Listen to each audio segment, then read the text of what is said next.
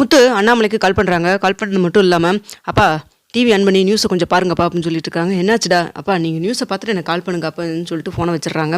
அடுத்தா வந்துட்டு அண்ணாமலை நியூஸ் பார்க்குறாங்க. அப்போ வந்துட்டு விஜய் வந்துட்டு, ஏங்க அவனுக்கு வேறு வேலை இல்லையே, அவன் சொல்கிறான்ட்டு உட்காந்துட்டு நியூஸ் பார்த்துட்டு இருக்கீங்க அப்படின்னு சொல்கிறாங்க. கொஞ்சம் இரு விஜயா, காரணம் இல்லாமல் அவன் ஃபோன் பண்ணி சொல்ல மாட்டான், உனக்கு தெரியாதா, கொஞ்சம் அமைதியாரு அப்படின்னு சொல்லிட்டு நியூஸ் போடுறாங்க. அதில் போட்டோன்னே வந்துட்டு அந்த சாமியாராக வந்த அம்மா வந்துட்டு பெரிய நெட்ஒர்க்கு மட்டும் இல்லாமல் நகையெல்லாம் திருட்டு வேலையை சம்மந்தப்பட்டிருக்காங்கிறது போலீஸ் அரெஸ்ட் பண்ணிடுறாங்க. முத்து போய் எவிடன்ஸோடு சேர்த்து ப்ரூவ் பண்ணுறதுனால வந்துட்டு அவங்க வந்துட்டு போலீஸ் எல்லாம் வந்துட்டு இது பண்ணுறாங்க. பெரிய நெட்ஒர்க்கே பிடிச்சி கொடுத்துறேன்னு சொல்லிட்டு முத்துவுக்கு பெரிய பாராட்டு விழாலாம் வச்சிட்ருக்காங்க. பாராட்டிட்டு இருக்கிறாங்க போலீஸ் எல்லாம். அதை பார்த்துட்டு வந்துட்டு அண்ணாமலை, பாரு என்ன நடந்திருக்குன்னு பாரு, அவன் தான் சொன்னான்ல பெரிய திருட்டு அம்மா தான் நீ வீட்டுக்கு கூப்பிட்டு வந்தேன்னு சொல்லிட்டு, அதெல்லாம் நீ நம்ப மாட்டேன்னு சொன்னில்ல, இப்போ என்ன சொல்கிற நீ? அவன் தான் வந்து எவிடன்ஸோடு வந்துட்டு நிரூபித்து காமிக்கிறேன்னு சொன்னால, இப்போ நிரூபிச்சிட்டான்ல, இப்போ என்ன சொல்கிற? ஊரே இப்போ அவனை தலையில் தூக்கி வச்சு கொண்டாடிட்டு இருக்காங்க. எவ்வளோ பெரிய நெட்ஒர்க்கை பிடிச்சி கொடுத்துருக்கான் பாரு, திருட்டு வேலையில் தான் இந்த அம்மா ஈடுபட்டுருக்கு. ஆமாம் விஜயா, தெரியாமல் தான் கேட்குறேன், உனக்கு யார் சொன்னாங்க இந்த அம்மா நல்லா குறி சொல்லுவாங்கன்னு சொல்லிட்டு? எதுக்கு இதை வந்து நீ வீட்டுக்கு கூப்பிட்டு வந்தா? அது எப்படி விஜயா உன்னால் மட்டும் வந்துட்டு தப்பான ஆளையெல்லாம் கண்டுபிடிச்சு நீயே பிரச்சனையில் போய் மாட்டிக்கிறேன்னு எனக்கு ஒன்றுமே புரியல. அந்த அம்மா வந்துட்டு எப்படி உனக்கு தெரிஞ்சது அப்படின்னு சொல்லிட்டு எல்லாம் கேட்குறாங்க. எனக்கே தலையே சுற்றிருச்சுங்க, இவ்வளோ பெரிய திருட்டு பொம்பளைவா நம்ம வீட்டுக்குள்ளே விட்டுருந்தோம், ஐயோ அப்படின்னு சொல்லிட்டு இருக்கிறாங்க. அப்போ வந்துட்டு உடனே மனோஜ் வந்துட்டு, அம்மா அப்படிலாம் இருக்காது முத்து, ஏமா டேய் கொஞ்சம் அமைதியாடுறா, அதான் போலீஸ்க்கு கையும் கழுமா பிடிச்சிருக்காங்க, இதுக்கப்புறம் என்னடா வேணும் உனக்கு அப்படின்னு சொல்லி பேசிட்டு இருக்கிறாங்க. டே மனோஜ் கொஞ்சம் அமைதியாடுடா அப்படின்னு சொல்கிறாங்க. சரி உனக்கு யார் சொன்னாங்க இந்த அம்மாவை அப்படின்னு சொல்லி கேட்டாங்க அப்படின்னு சொல்லிட்டு அண்ணாமலை கேட்குறாரு. இதை கட்டணும் வந்துட்டு எனக்கு வந்துட்டு சிந்தாமணி மூலமாக தாங்க தெரிய வந்துச்சு அப்படின்னு சொல்லினாங்க. நான் தான் சிந்தாமணியோட வந்து சாவகாசமே வச்சுக்கான்னு சொன்னேன்ல, சிந்தாமணி சொல்கிறாங்கன்னு சொல்லிட்டு இந்த அம்மா நீ வீட்டுக்குள்ள விட்டுருக்குறேன் ஏன் அப்படின்னு சொல்லிட்டு இருக்கிறாங்க.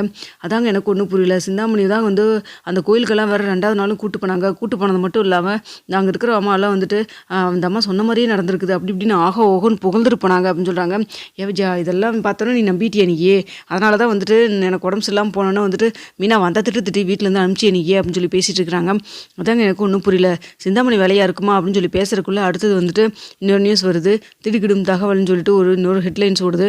இதை பார்த்தோன்னு வந்துட்டு இந்த திருட்டு கும்பலுக்கு உடந்து இறந்தவங்க, அது மட்டும் இல்லாமல் பின்னணியாக இருந்தவங்க சிந்தாமணின்னு சொல்லிட்டு இதாகுது. இதை பார்த்தோன்னு என்ன விஜய் அது அப்படின்னு சொல்லிட்டு கேட்குறாங்க. என்னங்க இது சிந்தாமணி ஒரு திருட்டு வேலை பார்த்துட்டு இருக்குதா அப்படின்னு சொல்லி கேட்குறாங்க. அதுதான் வந்துட்டு பெரிய பிரச்சனையாக நடக்கிற வீட்டிலெல்லாம் போய் பஞ்சாயத்து பண்ணி அந்த வீட்டை சொத்தையெல்லாம் அபகரிக்கிறது தான் இதனுடைய வேலைன்னு சொல்லிட்டு முத்துவும் மீனாமல் அடிக்கடி சொல்லிகிட்டே இருந்தாங்கல்ல, இப்பேற்பட்ட பொம்பளை கூட தான் நீ வந்துட்டு சாகஸ் வச்சுட்டு இருக்கியா அப்படின்னு சொல்லி கேட்குறாங்க. என்னடா இதெல்லாம் அப்படின்னு சொல்லிட்டு உடனே வந்துட்டு இங்கே மனோஜ்கிட்ட கேட்குறாங்க. அம்மா என்னம்மா நம்ம வாட்டுக்கு போய் டாக்குமெண்ட்டை கொடுத்து வீட்டை டாக்குமெண்ட்டை கொண்டு போய் அங்கே சிக்க வச்சுருக்கோம் அப்படின்னு சொல்கிறாங்க. டேய் உங்கள் அப்பாவுக்கு தெரிஞ்சுன்னா நம்மளை வெட்டியே போட்டுருவாடா, அவர் ஏற்கனவே சொன்னார், முத்துவும் சொன்னாங்க இவங்கிட்ட டாக்குமெண்ட்டை கொடுக்க வேணும்னு சொல்லிட்டு நம்ம பேச்சை கேட்காம இப்படி பண்ணிட்டோமேடா, என்னடா பண்ணுறது அப்படின்னு சொல்கிறாங்க. அதாம்மா எனக்கு ஒன்றும் புரியல அப்படின்னு சொல்லிட்டு மனோஜ் சொல்கிறாங்க. நல்லா வாய்க்கிலேயே பேசு, ஏன்டா நீ பண்ண வேலையினால தானே இப்படி மாற்றிட்டு இருக்கோம், என்ன 2 பேரும் வந்துட்டு இப்படி கப்பலையை பிடிச்சி நானும் பார்த்துட்டே இருக்கேன், ஏதோ வந்து 2 பேர் ஒருத்தர் ஏதோ பேசி திட்டிக்கிட்டு இருக்கீங்க அப்படின்னு சொல்லிட்டு அண்ணாமலையும் கேட்குறாங்க. அது ஒன்றும் இல்லைங்க அப்படின்னு சொல்கிறாங்க. சரி அதெல்லாம் இருக்கட்டும், போய் மீனாவை வீட்டுக்கு வர சொல்லி ஃபோன் பண்ணி சொல்லுப்போ அப்படின்னு சொல்கிறாங்க. இல்லைங்க அது வந்து நீ தானே கோயிலை வச்சு தானே சொன்னேன், இது வந்து ஆதாரத்தோடு நிரூபிச்சா நான் வந்துட்டு மீனாவை ஆரத்தி எடுத்து வீட்டுக்குள்ளே வர வச்சிருவேன்னு சொன்னேன் இல்லை, அதான் முத்து நிரூபிச்சிட்டான்ல, அப்புறம் என்ன உனக்கு அப்படின்னு சொல்லி சொல்லிட்டு இருக்கிறாங்க. இதெல்லாம் பேசிட்டு இருக்கிறப்ப முத்துவும் வந்துடுறாங்க. என்னப்பா நியூஸை பார்த்தீங்களாப்பா அப்படின்னு சொல்கிறாங்க. அதை தான் உங்கள் அம்மாட்ட பேசிகிட்டு இருக்கேன். அது எப்படிமா தேடி போய் வந்து பொய் பேசுகிறவங்க பித்தலாட்டம் பண்ணுறவங்களே போய் நீ ஃப்ரெண்டாக பிடிப்பியா அப்படின்னு சொல்லி கேட்குறாங்க.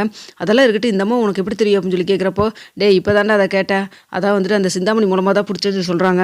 அதான் சிந்தாமணி இதுக்கு கூட்டாக தானே இருக்குது, எனக்கும் ஒன்றும் தெரியாது, நான் இதை மட்டும் தான் பிடிச்ச நெட்ஒர்க்கை மட்டும் தான் பிடிச்சேன். அங்கே போலீஸ்காரங்க வந்துட்டு எதுக்கு இவங்க வீட்டுக்கு போய் இப்படியெல்லாம் நீ வந்து பொய்யா குறி சொன்ன அப்படின்னு சொல்லி கேட்குறப்ப எனக்கு எதுவும் தெரியாது, பணம் கொடுத்தாங்க நான் பண்ணேன் அப்படின்னு சொல்லி சொன்னாங்க. அதான் யார் என்னன்னு சொல்லிட்டு மறுபடியும் இருக்க பிடிச்சி வந்துட்டு போலீஸ்காரங்க கேட்டாங்கன்னா உடனே வந்துட்டு வேறு வழி இல்லாமல் அது சிந்தாமணியை சொல்லிருச்சு. சிந்தாமணிக்கு இதுக்கு தான் சம்மந்தம் இருக்குது, சிந்தாமணி பணத்தை கொடுத்து தான் வந்துட்டு நம்ம வீட்டுக்கு வந்து பொய் சொல்லியிருந்துருக்குதுன்னு தெரிய வந்துச்சு.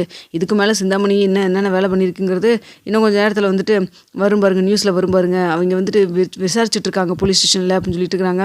ஏமா சிந்தாமணி சொன்னான்னு சொல்லிட்டு அந்த அம்மா கூப்பிட்டு வந்திருக்கேன் நீயே, சிந்தாமணிக்கும் மீனாவுக்கும் தான் ஆகாதில்ல, அப்போ அது காசை கொடுத்து ஆளை செட் பண்ணியிருக்கு, இதை கூட ஒன்றால் புரிஞ்சுக்க முடியல அப்படின்னு சொல்கிறாங்க. டே அது மட்டும் இல்லைடா, கோயிலில் கூட்டிகிட்டு போய் அங்கே பாருங்க இந்த அம்மா சொல்கிறதெல்லாம் பழிச்சிருக்குன்னு சொல்லிட்டு அங்கே இருக்கவங்களாம் வந்து சொல்கிற மாதிரி செட்டப் பண்ணியிருப்பாங்க போல இருக்குது, உங்கள் அம்மாவும் அதை கேட்டு நம்பிட்டு வந்திருக்கிறாடா அப்படின்னு சொல்லிட்டு இருக்கிறாங்க. இவ்வளோ விஷயம் நடந்திருக்கு பாருங்க அப்படின்னு சொல்லிட்டு இருக்காங்க. நல்ல வேலைப்பா, இந்த சிந்தாமணிக்கு தெரிஞ்ச ஆள் தான் அந்த ஃபினான்சரு, அவர் அன்றைக்கே வந்துட்டு 14 லட்ச ரூபாய் இந்தாங்க வச்சுக்கங்க, டாக்குமெண்ட்டை கொடுங்க நான் வச்சிருக்க பத்திரமான்னு சொல்லி கேட்டாங்க. நல்ல வேலை நம்ம கொடுக்கல, அம்மாவும் வந்துட்டு ஓகேங்க கொடுத்துருங்கிற மாதிரி தான் இருந்தாங்க மனோஜ் அம்மாவும். நல்ல வேலை கொடுக்கல, இல்லைன்னா இந்நேரம் வீட்டும் சேர்ந்து நமக்கு போயிருந்துருக்கும்ப்பா அப்படின்னு சொல்லிட்டு இருக்கிறாங்க. ஆமாண்டா முத்து, நீயும் மீனாவும் என்னை கூப்பிட்டு சொன்னீங்க, இல்லாமல் இருந்திருந்தா இந்நேரம் வந்துட்டு வீடு நம்ம கையை விட்டு போகிற அளவுக்கு ஏதாவது பிரச்சனை ஆயிருந்திருக்கோம். இந்த சிந்தாமணியும் அந்த ஃபினான்ஸையும் சேர்ந்து ஏதாவது வேலை பார்த்துருப்பாங்க. இது என்னென்ன வேலை பார்த்துட்டு இருக்கு பாரு அப்படின்னு சொல்கிறாங்க. அதான்ப்பா எனக்கு ஒன்றும் புரியல, இப்பேற்பட்ட கேடியாப்பா அது அப்படின்னு சொல்லிட்டு இருக்கிறாங்க. அம்மா இதுக்கு மேலேயாவது நீங்கள் சிந்தாமணியோட பேசாமல் இருந்தீங்கன்னா நம்ம குடும்பத்துக்கு நல்லது, அதுக்கப்புறம் உங்கள் இஷ்டம் அப்படின்னு சொல்கிறாங்க. இனிய பிறர் அவள் பேசுவா, அதான் கோர்ட்டுக்கு போலீஸ் ஸ்டேஷனுக்கு அலைஞ்சிட்டு இருக்கிறாள் சிந்தாமணி, இனிமேல் எதுக்கு உங்கள் அம்மா பேச போகிறா அப்படின்னு சொல்லிட்டு இருக்கிறாங்க. ஆமாம் ஆமாங்க நான் பேச மாட்டேன் அப்படின்னு சொல்லிட்டு ஒரு மாதிரி பார்த்துட்டே போகிறாங்க. இதை பார்த்துட்டு இருக்கிற முத்து, இல்லைப்பா அம்மாவுடைய மொழியே சரியில்லை, ஏதோ எக்கு தப்பாக மாட்டியிருக்க மாதிரி தோணுதேப்பா அப்படின்னு சொல்லிட்டு இருக்கிறாங்க. அப்போ வந்துட்டு மனோஜ் அப்படி தான் இருக்கா, மனோஜ் இழுத்து பிடிச்சி கேட்ட தெரியுடே, இங்கே வாடா மனோஜ் அப்படின்னு சொல்லி கூப்பிட்றாங்க. என்னடா அப்படின்னு சொல்லி கேட்குறாங்க. நீயும் அம்மாவும் பார்வையே சரியில்லை, என்னடா ஆச்சு அப்படின்னு சொல்லி கேட்குறாங்க. அதெல்லாம் ஒன்றும் இல்லையேன்னு சொல்லி பதறி பேசுகிறாங்க. நீ சொல்கிறதுலே தெரியுது ஏதோ விஷயத்தில் மாட்டிருக்கீங்கன்னு சொல்லிட்டு, ஒழுங்காக உண்மையை சொல்கிறீங்க, இப்போயே சொல்லிட்டீங்கன்னா பிரச்சனை இல்லை, இல்லைன்னா அப்புறம் இது மாதிரி பெரிய பிரச்சனையில் போய் மாட்டினீங்கன்னா அதுக்கப்புறம் வந்து குடும்பமே சேர்ந்து அசிங்கப்படுத்த நின்றுட்டு இருக்க வேண்டியதாக இருக்கும் அப்படின்னு சொல்லிட்டு இருக்காங்க. அதான் ஒன்றும் இல்லைன்னு சொல்கிறோம்ல அப்படின்னு சொல்லிட்டு உடனே விஜயாவும் சொல்கிறாங்க. அப்பா ஏதோ இருக்குதுப்பா அப்படின்னு சொல்லிட்டு இருக்காங்க. ஏய் இங்கே வா விஜயா, சத்தியம் பண்ணி என் மேலே சத்தியம் பண்ணி ஒன்றும் இல்லைன்னு சொல்லிட்டு அப்படின்னு சொல்கிறாங்க. இல்லை அதெல்லாம் ஒன்றும் இல்லைங்கிறாங்க. ஏங்க என் மேலே நம்பிக்கை இல்லையா உங்களுக்கு? நம்பிக்கை இல்லைன்ட்டாலும் இல்லை, நீங்கள் ஏதாவது விஷயத்தில் மாட்டிக்கிற மாதிரி ஏதோ பிரச்சனையில் மாட்டின மாதிரி தெரியுது, ஒழுங்காக உண்மையை சொல்கிறீங்களா என்ன அப்படின்னு சொல்லி கேட்குறாங்க. இல்லைன்னு நீ என் மேலே சத்தியம் பண்ணுறியா இல்லையா அப்படின்னு சொல்லி கேட்குறப்போ விஜயாவுக்கு வேறு வழி இல்லாமல், ஆமாங்க பெரிய தப்பு பண்ணிட்டோம் அப்படின்னு சொல்கிறாங்க.